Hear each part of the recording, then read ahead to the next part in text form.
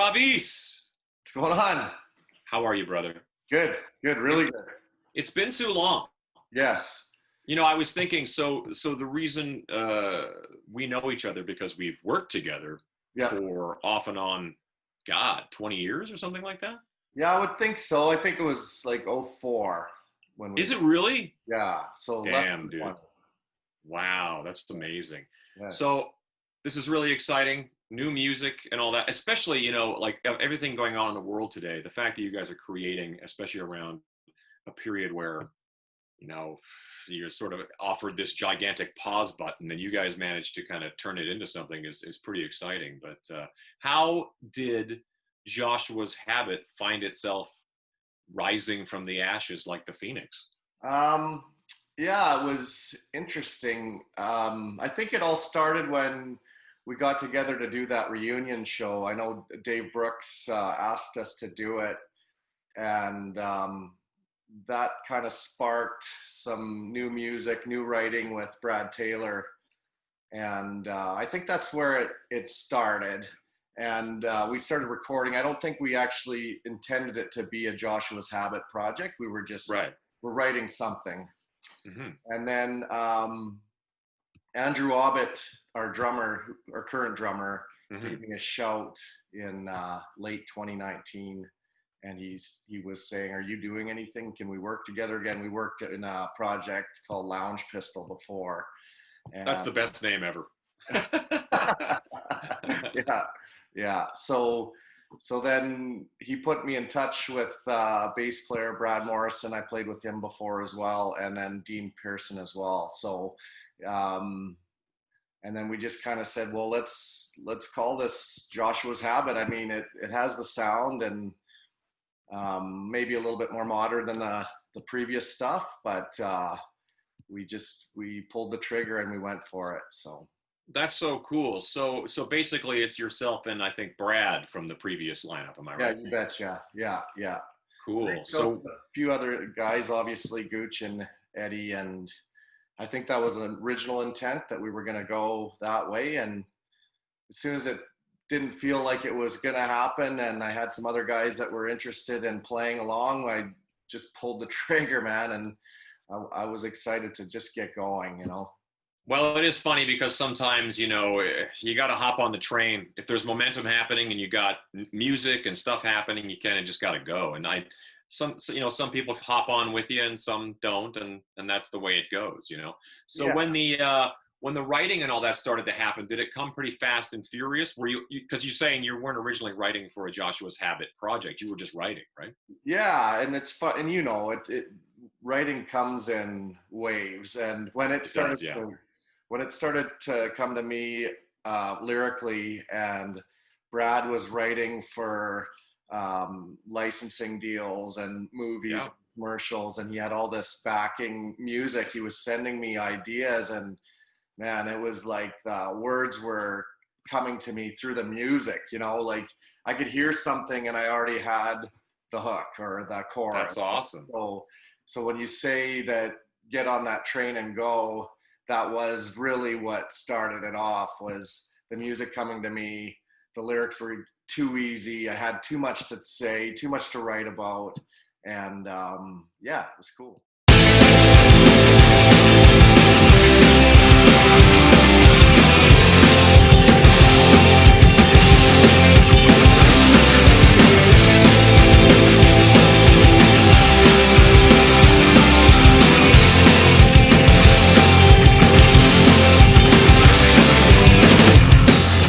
Winding roads on the edge of losing control.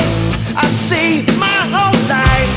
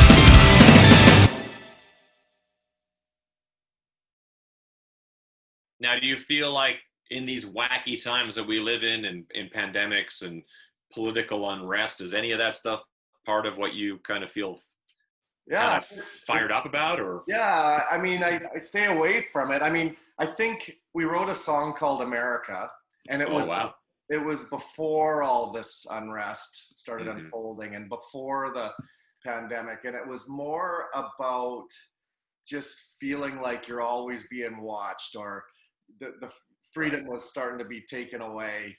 And interesting. I did write a song about that, maybe less about the politics side, but more about infringement on just freedoms alone. And it's not part of this package of what we're doing here, but it's coming, and we're taking some footage and putting that together. But yeah, it's weird.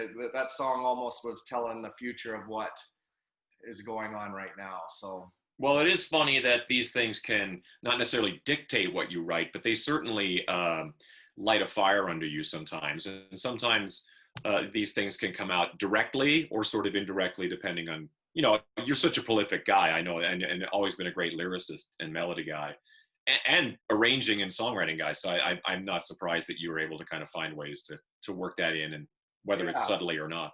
Yeah, and I think the writing is still storytelling.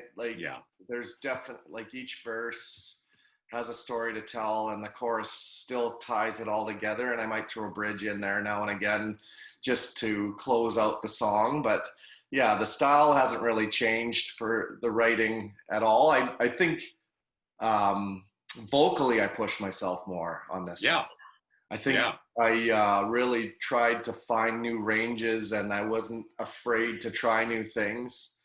There is a song in the 6-song feature called Unraveled, and originally I started to rap it. I'm not a rapper, man. I'm not a rapper at all. And my daughters, I throw it across their way. I have a obviously 18-year-old and 14-year-old, 10-year-old, and they were like, "No, that's cheesy."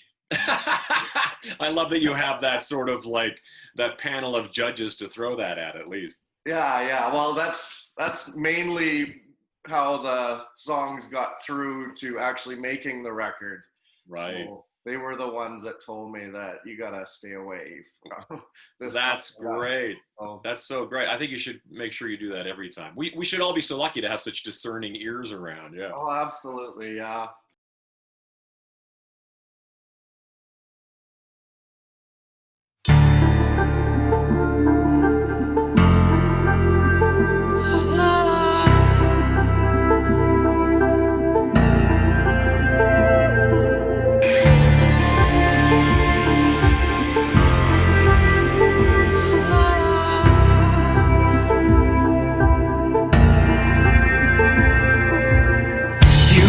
Yourself tonight, not in sync, is everything alright? Getting on your nerves, you're so disturbed, yeah, nothing feels right tonight. Here we go again, start another fight. Here I thought you'd see the other side, and here I am again, asking we're alright. We're not okay, he's not just fine. I can't sleep tonight, too much going on in my mind.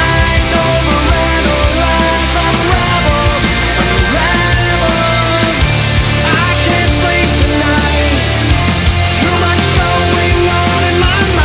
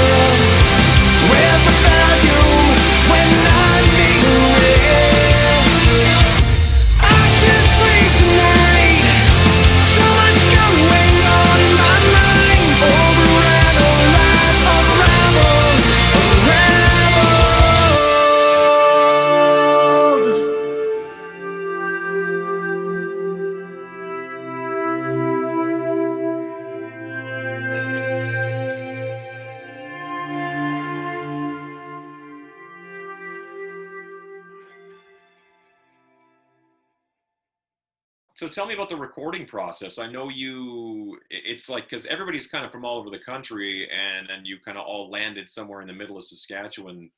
Yeah. To So record. the writing process was one thing. With me and Brad, we laid down some demos, used some digital drums. Brad's an amazing producer.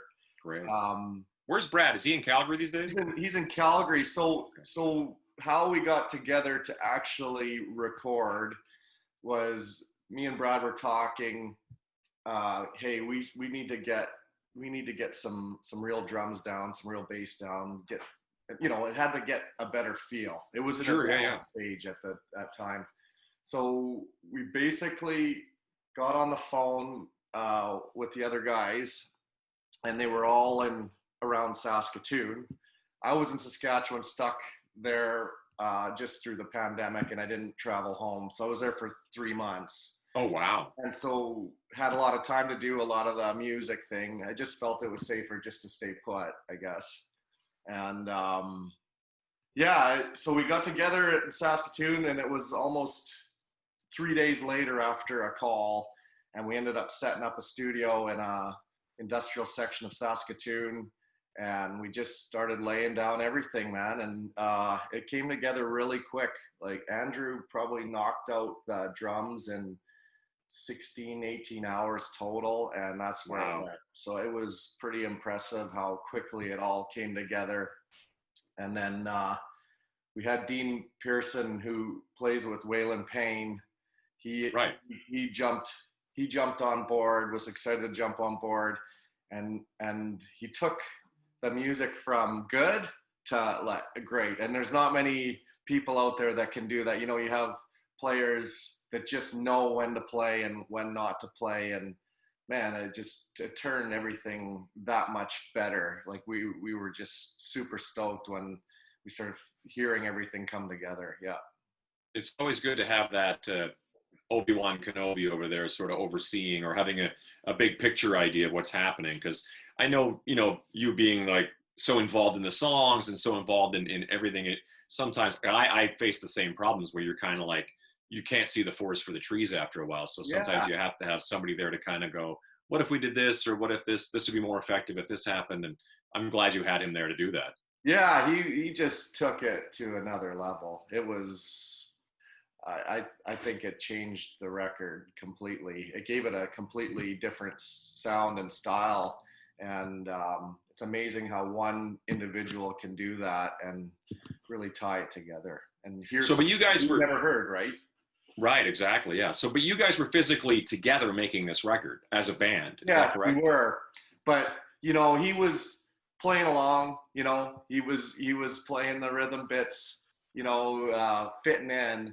But when he took those songs back, and he's up in Haida Gwaii now. So we talked about that, where you could just form a band from anywhere. Yeah. And, but when he took it back and then started really digging in, and take it to his home studio, I think that's when it really started to come together, Well, that's the thing, because I mean, during the course of this pandemic, I've been doing so much, like some projects where people aren't even in the same room. So the fact that you sort of wrote that way, you sort of wrote yourself and Brad swapping stuff back and forth, adding this, doing that, and then you sort of send it off to, hey, what do you think you play on this? What do you play on that? And then everybody gets together, and then it's sort of like, then it's really sort of like just fine tuning, I assume. And there's nothing better than hearing your drummer actually play the songs, and you go, oh, there it is. It just kind of comes to life.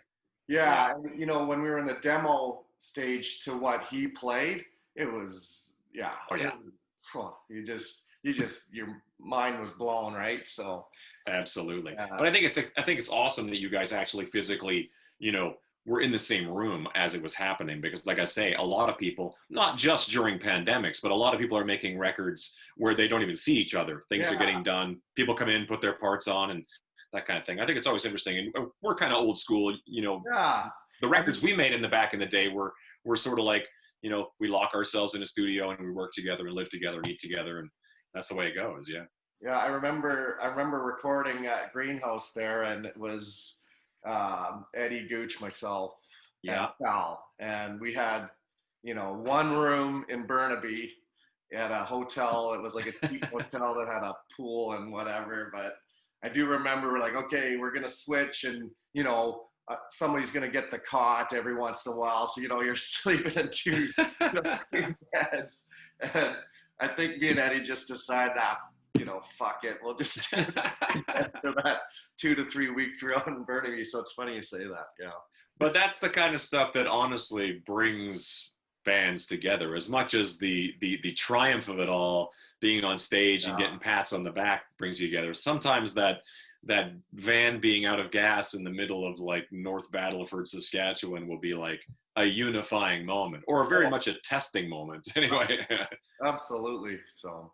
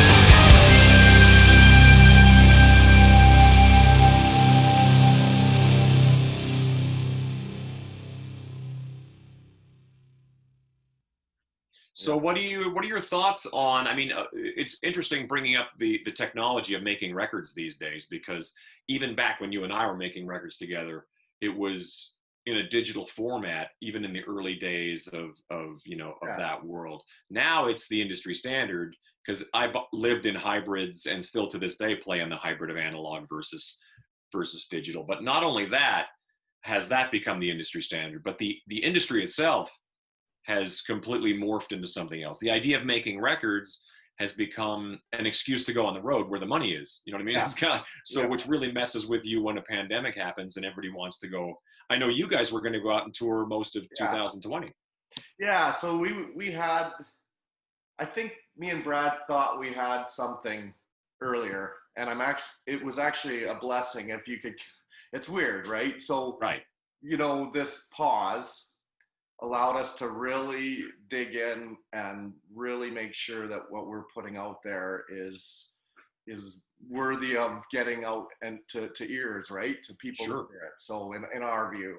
So I think that the fact that the pause happened is only helping us into 2021, 2022 to actually look at who's listening now. We're rebuilding a fan base. We had a decent fan base, but it feels like it's starting over. The industry has changed a lot in 10 years, a lot. I'm really happy that we did go back and get together and make it that analog feel and you know, and get that for the road. Because the worst thing would be to go out there and not be able to knock this out of the park as well, right? You want to be able to sound like you did in the studio. Exactly. And so we actually, in Saskatoon, we ended up renting Bud's on Broadway when it was closed. Wow. So, and we recorded 3 of the songs live. No way. Off the stage. So we set up 6, 7 cameras and we just rented the space, and we got Johnny from Bud's there to sling us drinks while we're in there. we're probably breaking so many laws at that point. It's not even funny because it was like complete shutdown, but yeah, of course. Yeah. but you know, we shut it down, we set it up and we just to prove that this thing can come off as live as we recorded. So yeah. That's a legendary spot. That place has been there as long as I can remember. When I was a kid, Bud's on Broadway was like a blues legendary place. Yeah. Yeah, there's still running those Saturday jams, all that down there. But it was cool, man. It was like the right place to lay this stuff down live. And that's so cool, man. It's kind of like back in the day when you would like be playing clubs and you'd be playing your original songs before you actually recorded them or whatever. It's good to kind of to test this stuff out, you know, in front of, well, you're not really in front of an audience, obviously, during a pandemic, but at least at full volume and full performance, you know, level, it makes a big difference, I'm sure. Yeah, and I think at the time we didn't really know how long this was going to last either. So I think we were all intending to go and do this. So, and I thought that it was a lot of fun to get up on stage and do it. Absolutely. I think we're willing to wait this out. I mean, I've been playing the odd acoustic thing here and there, but I really want, if we're going to take this out, we're going to take this out. And, right. I know what you mean. Yeah. Yeah. So tell me this, is it, what would you say is the most, I don't know if obvious is the word, but what do you find are the similarities to the original version of Joshua's Habit plus the differences? Maybe there's, I mean, I'm assuming that no matter what, the amount of time and effort you've put into as a performer and a writer, you're going to have to say that you're a better writer than you were back then. That's just kind of a given that we just get better and better at this kind of stuff. So yeah, the writing is stronger. There's a lot more to draw off of. That's one thing. The second thing, it's just heavier. It's raw. It's more raw. It's more. It's meaner. You know. It's there's some angst there. I remember when we first played it for Brad Morrison, who was playing bass with us. Right. He was like, "This is different." I don't. He just didn't know what to think about it when he first heard it, and wondering like, "Oh, well, maybe it's not for him, right?" You know. Yeah. And then he listened to it more, and he's super pumped now. I think it surprised him that it was so obviously it's different. Maybe in my head, I've been kind of morphing into this, right? Right. So, but that was that's when I really understood that this is that there's a different sound here. Right. Similarities with the writing and maybe the you know, putting the songs together. Right. But it's heavier, you know. Is there something defining in it that made you say, like, what was the decision when you said to yourself, yeah, this should be called Joshua's Habit? Whoever's in the band, it needs to have this title. I think, it was Web of Lies. It reminded me of Flipside, right? Yeah, yeah, totally. And to be honest, I think I was sitting there with my mom, and I said, "Hey, listen to this. What do you think of this song?" And she's like, "Well, that sounds like Joshua's Habit." Wow. So maybe that was the moment in my head. It's like, well, why wouldn't I put this back out as Joshua's Habit? Exactly. And I remember talking to Brad, and I said, this may cause some drama, Sure. Members. Sure. If we go, and I said, what's your thoughts on this? And Brad was like, let's do it. I mean, he knows just as I know, starting from scratch. We thought Lounge Pistol would just carry on the coattails of Joshua's Habit. It didn't. Right. Yeah. It's basically rebuilding it, right? So it's always rebuilding. It's the same thing as happened to me on countless occasions. You just assume everybody's going to show up when you throw that next party, but it's brand recognition. If you don't use that brand, you have to kind of start from scratch in a certain way. Yeah. So what would be your ultimate plan with the music? We live in a day and age where you can put out your music and it will be, it'll go to Japan, and we talked about Saudi Arabia and Australia. It's like people all over the world will hear your music, where in the past when we would make a CD, it was sort of like, it was a different world back then, Yeah, I think that we're able to, the way we're releasing it is one song at a time. So, yeah. And you could see, you think that a song may be the one, but the one that you release, the third one, is the most popular one, right? So it's true. So the best part about it is you start to see who's listening from where, and, right? And you have that data to go to that. So our plan is really to tour not only in Canada. I want to get down in the States. I really want to go down the coast. Like I want to go through Seattle and Portland. You definitely should. Yeah. Down to LA and over to Vegas and come say hi to you up there. So yeah, please. Yeah. That's the coolest thing about this day and age, is because, sometimes, back in the day, you put a band together, you play shows, you try and drop some attention, get people kind of excited. And then Mr. Record Company comes out with his pen and you sign that and you make a record. And then it's up to, the powers that be, whether it goes into like being successful or not. But the interesting thing today as an independent artist, and you and I both, worked in that world, is that it's, it's sort of, you can kind of drive your own ship and write your own ticket as far as like, controlling your music, putting it out there. And like you said, that way you can pay attention. If for some reason you've got a lot of attention going on in France for some reason or whatever, you can decide like, maybe we should go over there or whatever, Yeah. I mean, it's interesting. We get quite a few plays in England right now and Germany, and would I go to Europe? Absolutely. When things start to get back to somewhat of a normality of whatever that's going to look like, of course I'm willing to go wherever. It's hard to make plans when the world is not going along with our plans, isn't it? It's kind of like, staring down the barrel of 2020 being one of the busiest years for probably you and I, and then suddenly being like, okay. But like you said, taking advantage of that pause button and actually making something, doing something productive and releasing this. Now, are you planning on releasing this just individually? Like, it's such an interesting time because we're sort of like releasing 45s like Hound Dog and then Blue Suede Shoes, it's like, but but it is sort of, essentially having like 6 songs would be an EP by all intents and purposes. Yeah. And is the intention to eventually actually do a hard copy, a CD or compact disc to release? Yeah, I think we will. I think the plan is right now. So we did those 3 songs and they're out there now. Okay, yeah, the 3 are. Yeah. So this is the 6-song feature. So there's the 3 more. Yeah. Right? So we're getting into the album now. Right.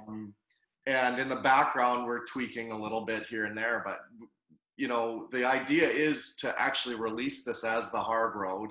And hopefully the timing works out perfect to take this thing on the road, do some shows, and we'll probably, and by then we'll have some bonus tracks in the background that we could release with it, right? So cool. So the idea is to, yes, put out an album and tour the album.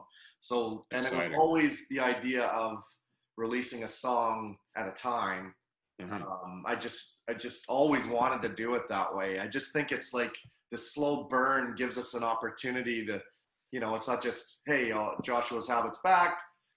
3 months later, okay, you know, we would have been totally screwed at this point. Yeah, absolutely. Yeah, yeah. So, yeah. So you were kind of almost ingenious in doing it one song at a time. Although we live in a day and age where the attention span is so short that releasing a 4-minute song to the internet or whatever gives people a chance to, and it's probably part of the reason, like you said, where you think that song 1 is going to be the winner, but song 3 has the most momentum. But it's sort of song 1 and song 2 have built, yeah, you know, brought your listeners in so that when song 3 comes out, it's like everybody shows up at the party finally, and that's kind of what happens. But I think it's pretty ingenious that you kind of went that way. So when you talk bonus tracks, are you talking original bonus tracks? Have you considered the covers? Have you considered, what are you going to do? Well, I mean, I'm writing in the background, and we're writing. And Brad Morrison has come to the party, and he's bringing some stuff, and it's been so we're writing in the background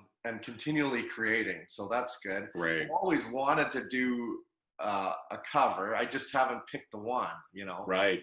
You know, I want it to be cool, and I want it to be our own. I don't want it to be so. Yeah. But it would be a good idea to throw something on there and talk to an artist and say, hey, we want to cover this song. And totally, yeah. And you know, I mean, a lot of the times it's nice to get that permission, I guess. I know we did. Absolutely, yeah. I remember we did like a Jerry Doucette, Mama Let Him Play. I think there's somewhere no way. in our way back in the early 2000s, and we reached out, and so yeah. That's great. That's a good one. That one up. Yeah. Well, often it's sort of like one of those things. This song was successful once. Of course, it'll be successful again. It's kind of the kind of like the easy card to play, I suppose.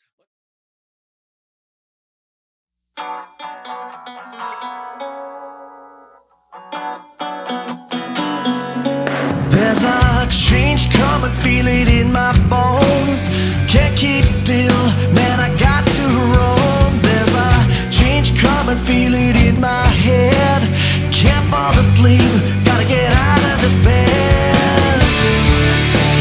Crawl into that hole, feel the pain within my soul. Caught up in the web of lights, never felt so alive.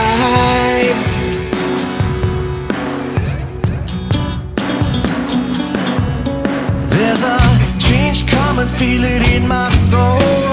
Numb it with pills, level the highs and lows. There's a change coming, happened so fast.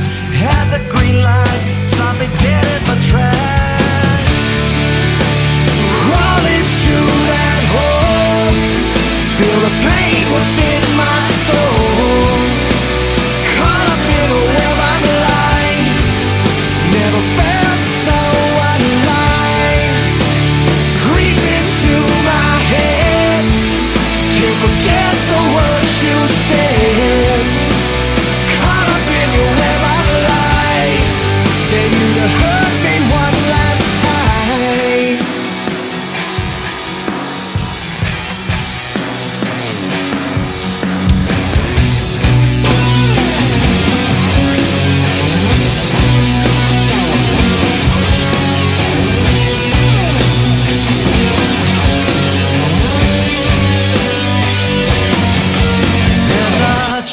Come and feel it in my bones. Can't keep still, man, I got to roam. Crawl into that hole, feel the pain within my soul. Caught up in the web of lies, never felt so alive. Creep into my head, can't forget the words you said. Caught up in the web of lies,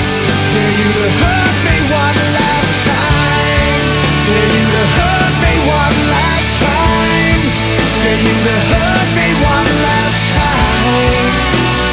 Caught up in your web of lies. Caught up in your web of lies. Dare you to hurt me one last time. Dare you to hurt me one last time. Caught up in your web of lies. Caught up in your web of lies.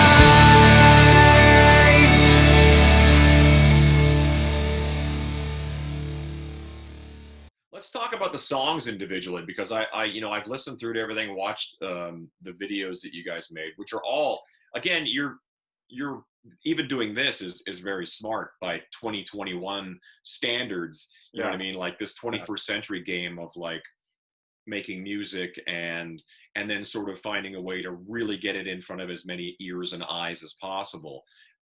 So, because you know what it's like, there's a million things coming out today. I don't even know, but it's like, so you release your song out there into the ether and it just gets, it just evaporates because there's just all this traffic.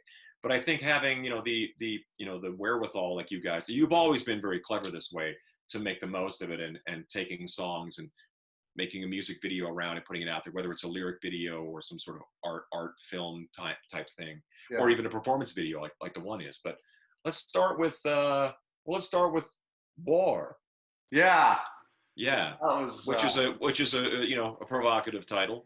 Yeah. I mean, I think that was one of the earlier tracks we wrote for this project, and we were always talking about coming out with a rock anthem.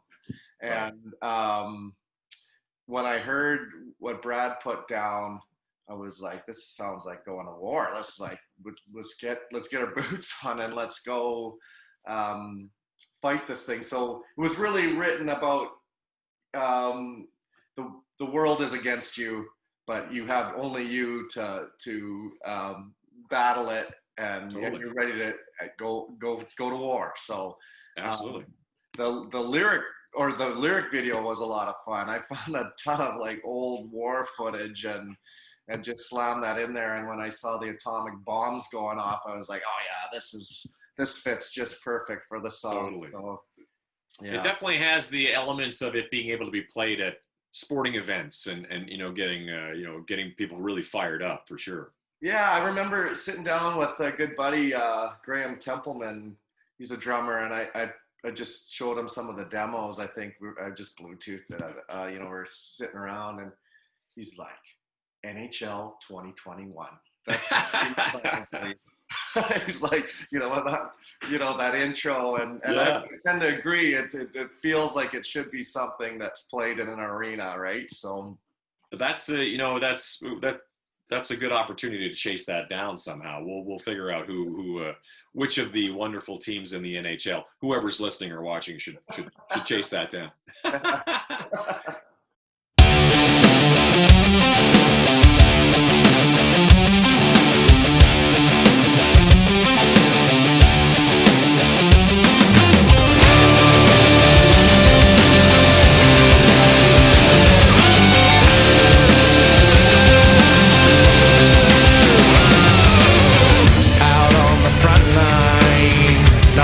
Speak my mind. I haven't got ahead by being Mr. Nice. It's time to live my life. No fear of being wrong or right. I plan to get ahead by fighting for my life. War against the world, I'll win this war. Me against the world, against our lives, I'll win this war.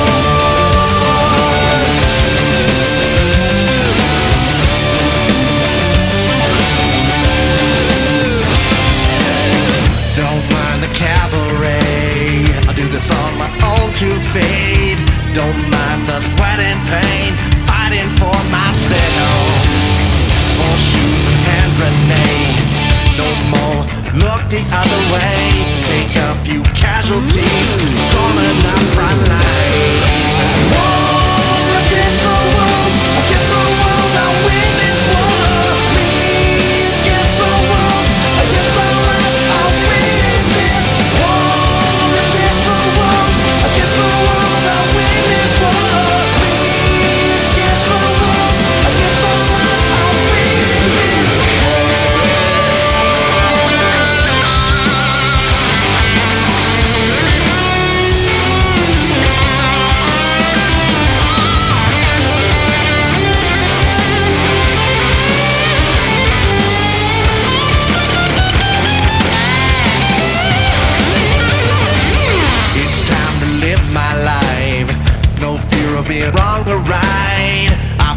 to get ahead by fighting for my life.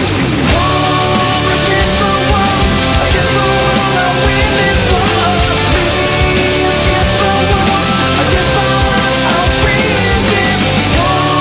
Against the world, I'll win this war. Me against the world, against all odds, I'll win this war.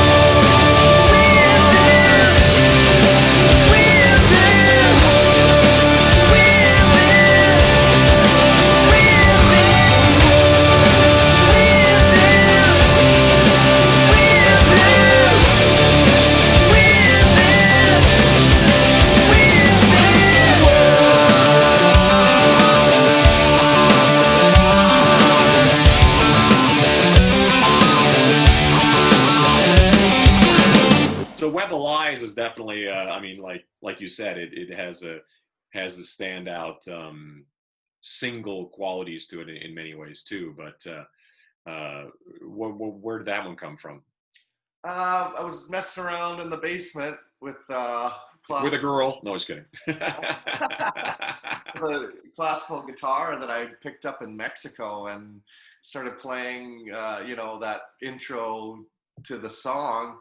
And all I could think about was those Day of the Dead, that was in my brain. So, sure. So it was easy to put this little video together on Web of Lies. And yeah, that's the one. I thought that one would have a little bit more legs. I mean, I'm not saying it didn't. I mean, it got added in BC and Alberta and Saskatchewan. I felt like it had more of an opportunity, and it may still have more of an opportunity to be that single. But we'll see if this album builds up. Yeah, I think that one is one of our stronger songs for sure on there. And was that the first one that you guys? Yeah, it was the second one. We went out with Hard Road. Right. And that one purposely went out just to say, hey, we're back. And we sound different. It's like right. Yeah.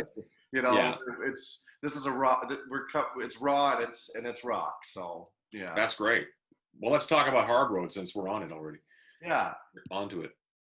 Yeah. So that one, which is the title track, am I right? Yeah. So that one really fired everything up for sure. I remember just driving down the road and hearing just the guitar and the track that Brad Taylor put together, and I was like, this is the Hard Road.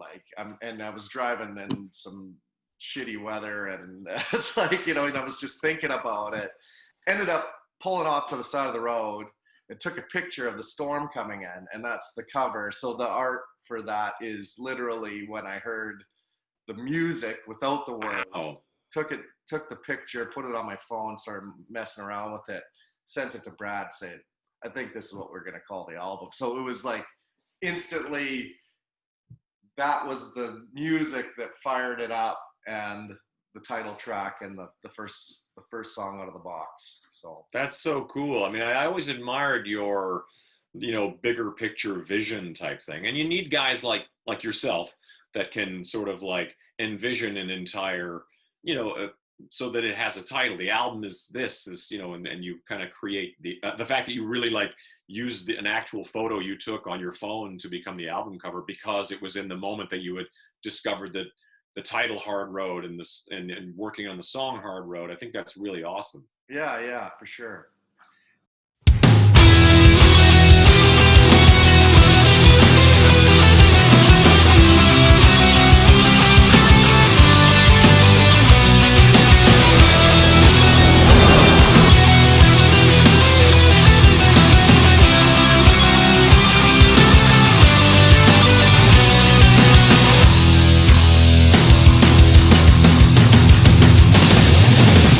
Some people think that love comes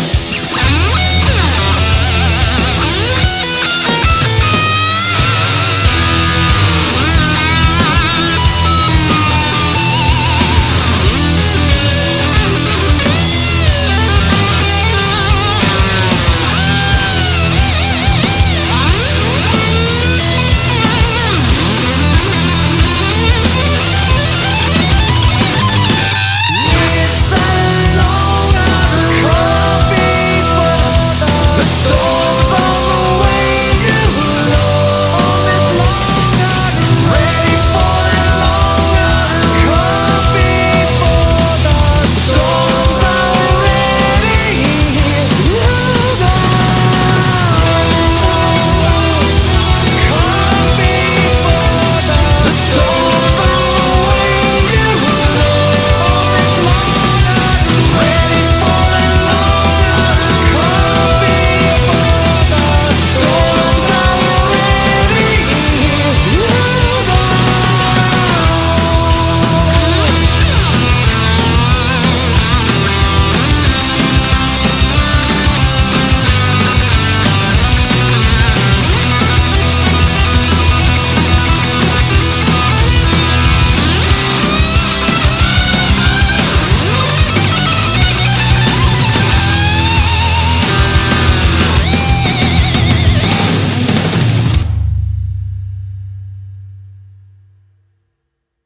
I listen to this stuff, and this is just speaking objectively as your friend and fan, I don't really feel like I certainly hear new nuances, new flavors. It's like I sat down at the dinner table. Oh, I can't wait to eat at Travis's restaurant, and then you serve the food up, and it was like it's exactly what I remember, but it's also got all kinds of new flavors and different things in there that I didn't expect. And I think it's part of the growth of you as a writer and as an artist. It's part of new musicians and songwriters and creative guys to bounce stuff off of. And I think that and just the changes that you've been through as a man and all that sort of creates different flavors and different colors for you to paint with when you write lyrics. Yeah, I like how you said that. It is Joshua's habit, though. You have to. Yeah.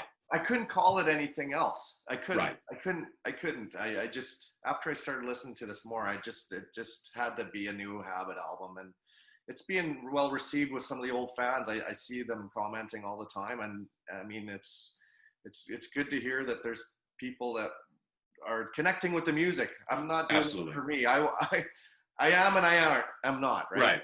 Of course. So, yeah.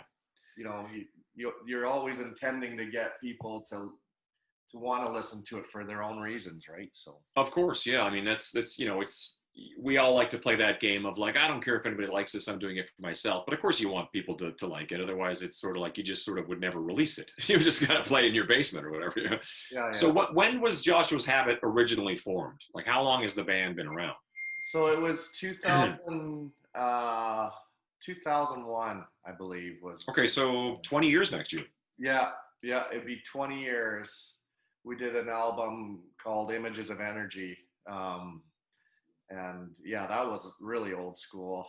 Yeah. I think we recorded it in Kimberley, BC, in a small studio out there. Wow. Yeah. And how long was the interim between that version and this version? How long was it on pause? So yeah, we started in 2002. We toured extensively through 8 to 10 years, right? Right. And yeah, and so we hit the pause button in 2010, the end of 2010. Okay. Right. I remember we did a New Year's show, and then it was just decided we were gonna take a break. We had a big year. There was probably, I'd say 300 shows in that final year. Wow. And always on the road, and there was some great highlights in that year. I mean, we played the Virgin Fest in Calgary, a Pearl Jam headline. I think we were on at like 7. Right. And we were on at whatever, it was 8:30, 9 o'clock. So things were building up for us at that time, and we were playing some bigger shows. And it was, I mean, we had been doing it for so long and just on the road for so long. I think we just thought we'd take a couple years break, and then 10 years later, I know. here we are. It happens fast. I know. Yeah. So that's really exciting, though, and I just want in closing, to some degree, I'm really excited that you're back doing this in any form. Even if you had decided I'm making a ukulele record, I'd be like, wow, you should be, because I think you're a very talented man. You're always been a really great creative dude, and I'm glad you found I'm glad you found a team that's really working right now, but clearly it's working by the music that I'm hearing and all that kind of stuff. So I'm really excited to see where this goes from here. I mean, I know you're in the same position as all of us, where we're all kind of sitting waiting to see what's going to happen. But I think you're really set up for a very exciting 2021, if 2021 decides to play ball with us. Yeah, absolutely. Yeah, and I appreciate that, Todd. And I appreciate you doing this, man. This was great. And it's always good catching up with you. I always seem to cross paths with you without even expecting to cross paths with you. I know I seen you at Heritage Classic. I'm sorry, I know we're trying to wrap it up. But No, yeah. I remember I seen you down on the ice surfs on the field. And I was like, I gotta get back there. So I talked to security on the one side. They're like, no way can you get backstage, no way. And then I said, well, I'm just gonna go talk to somebody else and they're gonna let me go. So I went around to another security guard and he said, yeah, go ahead. Backstage and saw you there. So it's always great to run into you in the strangest place. That was the coldest show I've ever played. It was like, playing outdoors in in Regina, Saskatchewan. It was like freezing cold. Yeah, but I think that's part of the interesting thing about life is constantly crossing paths, even though we had, our first experience was just like a one-off in Calgary recording a song, and then you guys end up coming to Vancouver and we make a record together, and then these years later, it's like, I'm just really excited to see you still doing it, still making better than ever. The music's better than ever as far as I'm concerned, and you're growing constantly, and I'm really excited to see where you guys go with this. I think you got something really magical to play with. Awesome. Good for you. Thanks, Todd. And my pleasure. I'll be looking you up when I'm coming through town there. Please do. At least we each know that there's a couch we can crash on. You can crash on mine, I crash on yours. In Vancouver area, yeah, for sure, man. Absolutely. All right, brother. Well, hey, everybody should go pick this puppy up when it comes out, or download all this stuff, or watch these forthcoming videos. It's going to be fun. Oh, awesome. Thanks, Todd. Thank you.